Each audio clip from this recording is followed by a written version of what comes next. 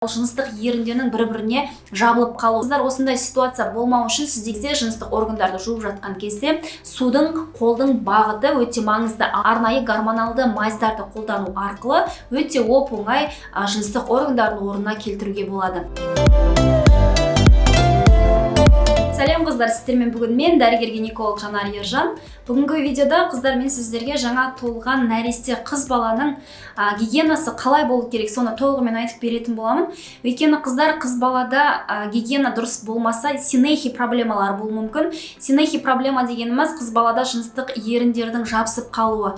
Осындай ситуациямен кездескен жас аналар не істерін білмей паникаға түсіп, қыз баланың жыныстық органдарына зақым келтіруі мүмкін. Сондықтан егер де осы тақырып сізге қызық болса, міндетті түрде видеоны соңына дейін көріп шығыңыз. Жалпы қыз бала мен ер баланың гигиенасы қыздар әртүрлі болады. Бүгін мен сіздерге жаңа туылған нәресте қыз баланың гигиенасы қалай болу керек, соны толығымен түсіндіретін боламын. Қыздар, қыз бала нәресте дүниеге келген кезде алғашқы күндері оның қанында анасынан берілген эстроген гормондары болады.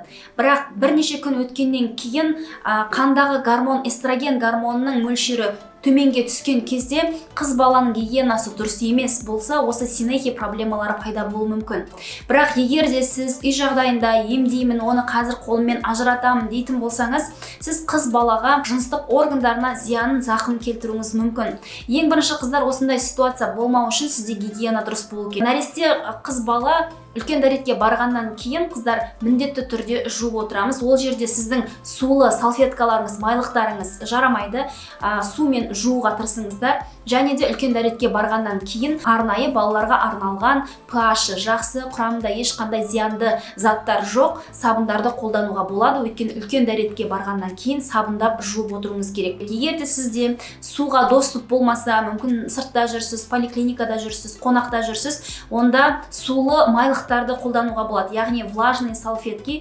Бірақ влажный салфеткидің құрамында ешқандай балаға зиянды ароматизаторлар болмаған. Қадағалаңыздар, көптеген қазіргі сулы майлықтардың құрамында 99% судан тұратын өте жақсы сапалы сулы майлықтар бар. Соларды қолдануға тырысыңыздар. Және де міндетті түрде сыртындағы pH деген жазуды қараңыздар. Ол нейтральный болу керек. Яғни сіз сулы майлықты қолданып жатқан кезде баланың терісіне, жыныстық органдарына ешқандай зақым келмеу керек. Бірақ сіз жуындырып жатқан кезде міндетті түрде ең алдымен анасы, өзіңіз қолыңызды сабындап, тазалап жуып алуыңыз керек. Бұдан кейін барып қыз баланы жуындырамыз. Және де сіз жуындырып жатқан кезде направление, яғни бағыт қыз баланың алдыңғы жағынан артқы жаққа болу керек. Яғни шат сүйектерінен тік ішекке қарай болу керек. Неге? Өйткені қыздар, бізде тік ішектен үлкен дәрет шығатын болғандықтан ол жерде түрлі бактериялар болуы мүмкін.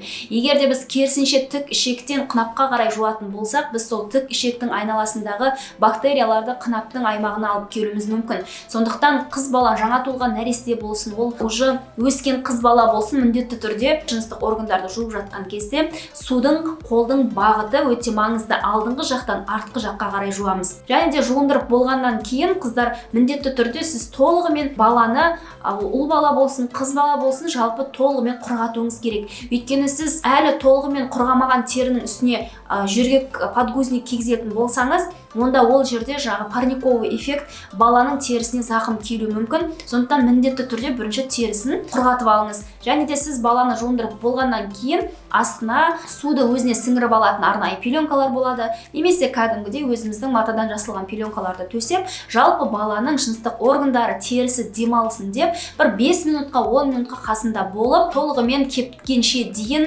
демалғанға дейін күтсеңіздер жақсы болады. Және де сіз кептіру барысында міндетті түрде арнайы балаға арналған пеленка болсын, орамал болсын, сүлгі болсын, арнайы өзіне арналған бір кептіретін зат болу керек.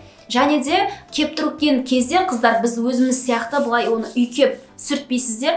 Баланың терісі өте нәзік болады. Сондықтан кептіріп жатқан кезде жай қана осылай пеленкамен, орамалмен, сүлгімен денесіне тигізіп, осылай ғана кептіресіздер. Одан кейін баланы толығымен шешіндіріп жатқызып қойған дұрыс. Өйткені баланың жыныстық органдары демалу керек. толығымен кебу керек. Одан кейін барып подгузник кигіземіз. Қыздар, подгузник, даже если бала ол подгузникті бүлдірмеген болса да 2-3 сағат сайын подгузник ауысып отыру керек. Қыздар, егерде сіз барлық гигиена шараларын сақтағанның өзінде де қыз баланың жыныстық еріндері жабысып қалған, синехия болып тұрғанын көрсеңіздер, онда үй жағдайында оларды ажыратуға тырыспаңыздар, және де дәрігерге апарып көрсетуге де қорықпаңыздар, өйткені ол жерде сразу хирургиялық ем тағайындалмайды.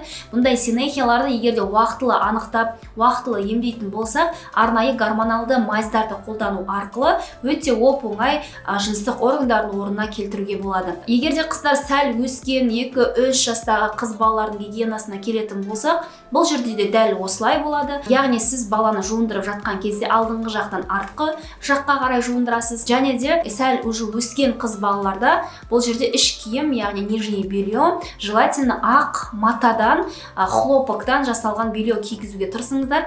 Жалпы түрлі түсті краска қосылған жалпы іш киім балаға кигізбеуге тырысыңыздар. Ал егерде сәл өскен қыз бала болса, бұл жерде уже киімге де қараймыз, яғни киілетін киімі қатты тырысып тұрмау керек. Өйткені егерде қатты тырысып тұратын болса, ол жерде қан айналымы дұрыс болмайды. Қан айналымы дұрыс болмағандықтан ол жерде түрлі гинекологиялық проблемаларға алып келуі мүмкін. Сондықтан жалпы балалардың киімі қатты тырысып тұрмағанын қадағалаңыздар. Егерде қыз баланың жасы қаншада болса да, егерде жағымсыз иісті бөліністер, немесе жасыл, сары, қызыл түсті бөліністерді байқайтын болсаңыздар, онда уақытылы арнайы балалар гинекологына апарып көрсетіңіздер. Өйткені қыз баланың жыныстық органдары өте нәзік болады. Болашақта ол қыз баланың репродуктивті функцияларына, ана болуына әсер етеді. Сондықтан қыз баланың жыныстық гигиенасына өте мұқият болыңыздар, және де қандай да бір проблема болса, уақытылы дәрігерге барып қаралып отырыңыздар. Бүгінгі видео сіздерге пайдалы болды деп үміттенемін. Каналға тіркеліп, видео ұнаса лайк қоюды ұмытпаңыздар. Келесі видеоларда кездескенше сау болыңыздар.